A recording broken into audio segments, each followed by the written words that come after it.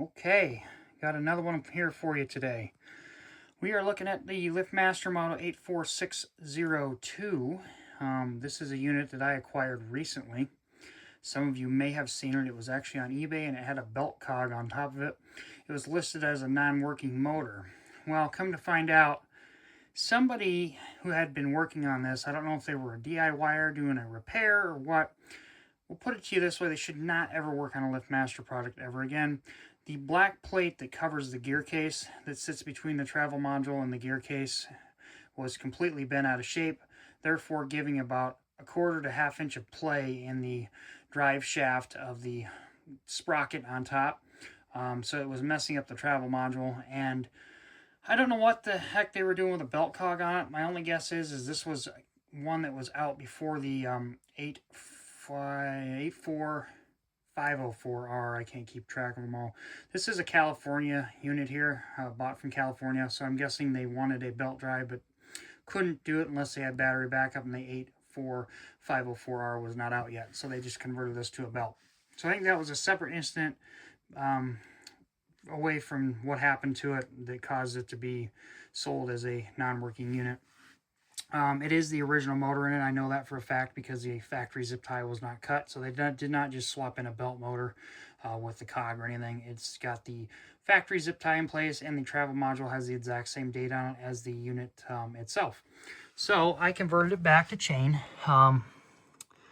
Very easy, obviously. Also, side note, that sprocket cover is a 3850 sprocket cover, and also there's your part number. Oh, and also notice Made in USA. That's nice. So yes, I converted it back, and then I was able to salvage the motor. I completely straightened the plate on it, so there's no more play in it that's excessive. It's normal how it's factory set up, so now it is perfect once again. I have also cleaned it up and restored it. So yes, very, very nice unit. A lot of people don't like these. I'm a big fan of them in the sense that they are different. I like the fact they're different, and they're cool. So they don't have any 84602s around me, so you know, it's hard for me to come by them, so that's why I bought this one. I probably could have waited and maybe hopefully found one NIB, but you know what? I'm not going to sit there and wait for it. So there's the tag. And to prove it, 84602 MC 7622, I believe is what it says on there for the date. So all those match, and it has the battery compartment. So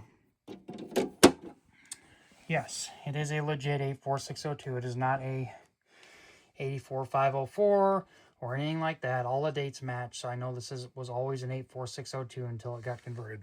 So without further ado, I'm done rambling. Let's give this thing a run.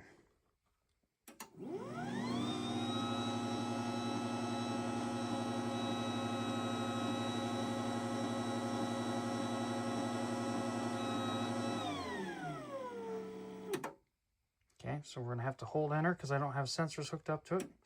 MC, no flash.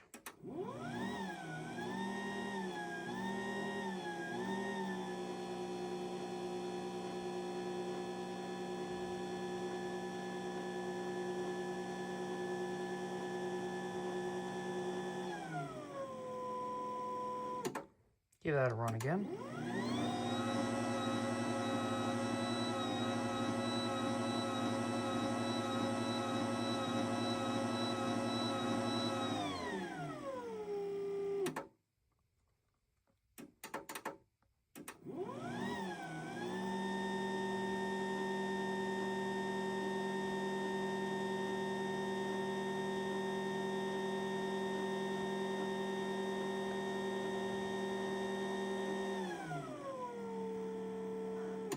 So there you have it, the LiftMaster Model 84602MC. I finally have one in my collection, which means I only have to get a 98032 and an 81640, which is hard to find. Those were out for the very short amount of time. If I can find those two openers, I have all the MC 2.0 openers.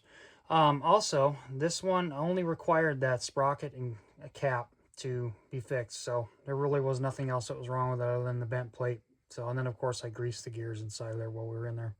But yeah, that's the 84602 for you. Enjoy. One more thing. There's the bottom of it, proving that it was not an 84504R, no camera. So there you go.